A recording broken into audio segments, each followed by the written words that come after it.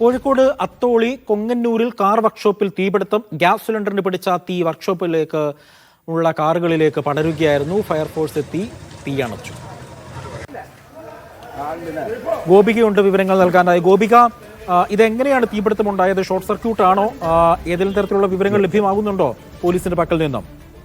അത് ഇന്ന് വൈകിട്ട് 6:30 കൂടിയാണ് ഈ അത്തോളി കൊങ്ങന്നൂരിലെ കാർ വർക്ക്ഷോപ്പിൽ തീപിടുത്തം ഉണ്ടായത്. പ്രാഥമികമായ നിഗമനം അനുസരിച്ച് വർക്ക്ഷോപ്പിൽ ഉണ്ടായിരുന്ന ഗ്യാസ് സിലിണ്ടറിൽ നിന്നും തീ ലീക്ക് വന്ന് കാറിന് തീപിടുത്തം ഉണ്ടാവുകയാണെന്നാണ് പ്രാഥമിക നിഗമനം.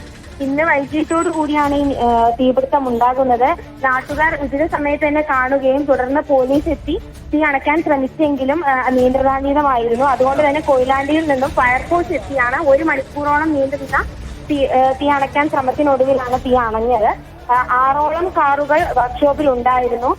നാട്ടുകാരുടെയും പോലീസിന്റെയും ഫയർഫോഴ്സിന്റെയും ഇടപെടൽ മൂലം കാറുകളെല്ലാം പുറത്തേക്ക് തള്ളി മാറ്റുകയും അതുകൊണ്ട് തന്നെ വലിയൊരു അപകടം ഒഴിവായി. അജയ്, ശരി, ഗോപികയാണ് വിവരങ്ങൾ നൽകിയത് കോഴിക്കോട്.